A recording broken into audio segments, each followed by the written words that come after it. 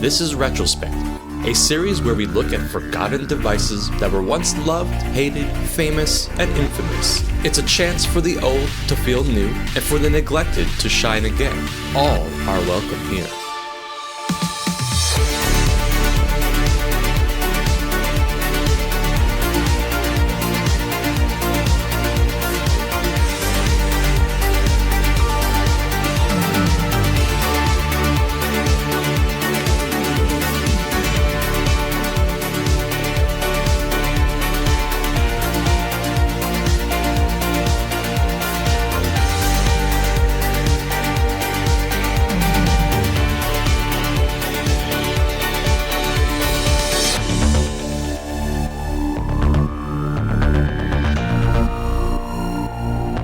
I am Rob, the Retro Tech Dad, and join me on this episode of Retrospective.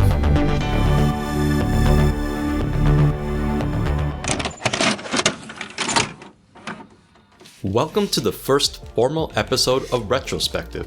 The concept for this series sort of started with one of my earlier videos featuring the Razer Phone 2, and this is something that I've been wanting to do for some time now on the channel. As much as I love all of the fun new stuff that comes out, I have a huge appreciation for the old, and naturally given that I am the Retro Tech Dad, I have a fondness for older technology. Personally, I find it a lot of fun to revisit technology from the past that may have been cutting edge, popular, overlooked, or just downright weird from back in the day. It's also something that has been requested by viewers as well, and I promised that it would be coming, and so without further ado, let's introduce the JXD S7800b, and you can see that this was an eBay special, and I thought this would be a very fun device to revisit as it has so much resemblance to many of the handhelds that I talk about a lot on this channel. In fact, this handheld is Android based, it was marketed as an emulation device, featured things like gamepad mapping for Android games, and it has a massive 7-inch screen that for its time were not so common. But let's take a moment and step back and quickly talk about JXD. If you've been following the retro handheld scene for a while now, the name JXD should be quite familiar because there was a time that their devices were fairly popular. JXD was founded in 1995 and based out of Shenzhen, China, like many of the tech companies we know today. They primarily focused in on consumer electronic devices and had a variety of MP4, MP3, and other multimedia players. From around 2011 through 2017, JXD had a variety of Android-based handhelds, and most notably and perhaps infamously known for ripping off popular designs like those of the PSP and PlayStation Vita. Seriously, these guys were just churning out all kinds of handhelds, not dissimilar to some of the companies that are prominent in the scene today. Perhaps JXD's story can be a lesson for them, as it seems that the company has sort of faded away into obscurity, and tracking down some of its history and their devices today is proving to be difficult. Let me know if you've got some of their devices, as I'd love to get my hands on some of them for the channel. Also, if you know more about what happened to JXD, please share the stories down in the comments section. I'd love to learn more as I'm trying to refresh some of my own memories. Unfortunately, a lot of the communities that discussed JXD and their products are no longer with us. Communities that I often frequented, such as the Dingunity forums, which is no longer online. I had to resort to a lot of Wayback Machine to source and find as much documentation as I could for this and upcoming videos.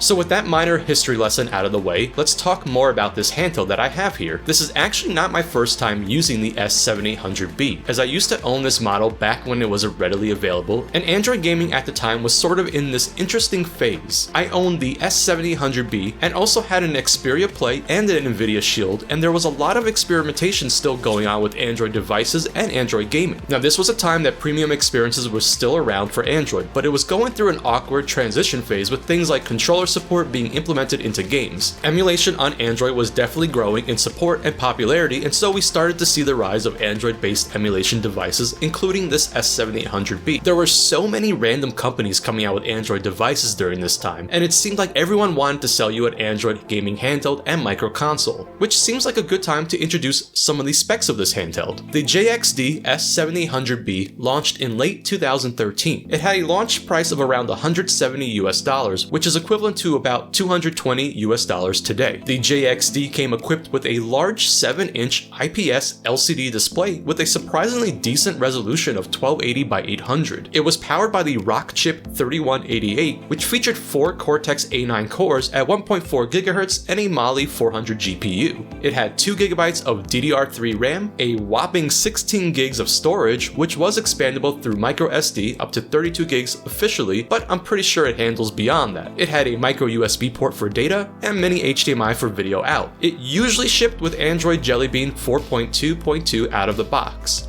And finally, it had a 5000 mAh battery. There was also a S7800A model, which was not much cheaper than this version, but it was not as powerful with an all-winner A31 and only 1GB of RAM. Now, as I mentioned, the JXD S7800b was released sometime in 2013 or 2014, and so that makes this handheld about 9 years old. And it's really weird holding this device again. I certainly had some rose-tinted glasses on because my memory of this device is very different than how it actually feels in my hands today. At the same time, you have to kind of be amazed that this thing came out around 2013. It had a fairly high resolution panel coming in at 1280 by 800, and while it wasn't laminated, it was still an IPS screen with a decent image. The S7800 shipped with Android Jelly Bean version 4.2.2, and for me, Android OS was very fun during this period. Now, out of the box, the JXD ROM is pretty terrible, and it was very common to load a custom ROM onto this device. Unfortunately, so many of the files that existed are now lost, but luckily, I was able to find some ROMs that are still available, and one of the first things I did was load Android KitKat version 4.4, which in today's world still receives updated Google Play services. This ROM in particular is very clean and vanilla, which as many of you know I really love on my Android devices. In addition, the CPU core is set to 1.6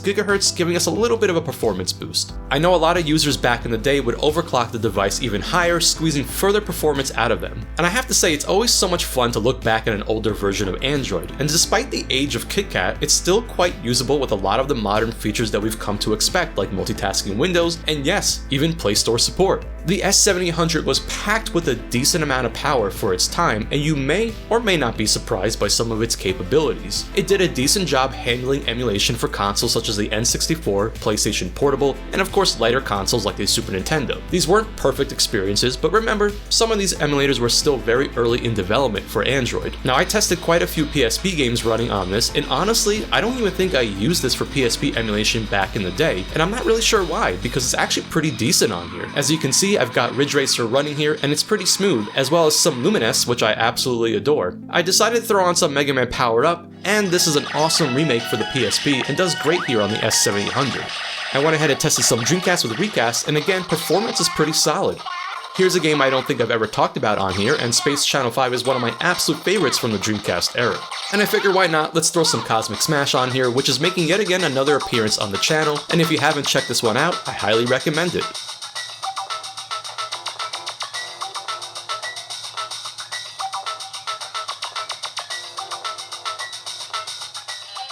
Finally, here's some PlayStation emulation with EPSXE, and I've got one of Retro Handheld's Game of the Month choices here with Churro Q Wonderful. If you haven't checked out the RH Discord, I definitely recommend clicking on the invite link down in the description. It's a great place to talk games, handhelds, and everything you can think of with just a great group of like-minded gamers. Best part? I've got my own dedicated channel there, so if you want to come and hang out with me and talk about my videos, make suggestions, or ask questions, then stop on by. Alright, enough of that. So there's been something else I've been really enjoying doing with this handheld, and it's been a lot of fun to revisit a bunch of older native Android experiences that are no longer available on the Play Store, and because some of them are so old, they don't work properly on modern Android as well. But what's wild is that Android back then seriously had some worthwhile games that no one talks about or is aware of, much like Android gaming today. You can see I'm playing some Geometry Wars 3, and this is a full-blown native experience that runs really well on this nearly 9-year-old device. There are lots of games like this during this era, and here is Aquaria, which actually started life as an early PC indie game way back in 2007, but received an Android port in 2013 alongside the iOS version. In fact, this game hasn't been ported anywhere else beyond that, and I don't think many know that mobile versions exist. But this was yet another gem that was available for anyone that dared to game on Android. It's also crazy to think, but Asphalt 8 was around during this time, and I actually used to play this game a lot on my S7800b, since it had native controller support, and honestly, it was one of the best ways to play the game. Certainly better than those peasants using those touchscreen controls. Now, this is an older version of the game that I tracked down, which is honestly the way to go with an older device like this. You'll also notice that my daughter made me this really cool Rainbow Loom bracelet with my channel's colors.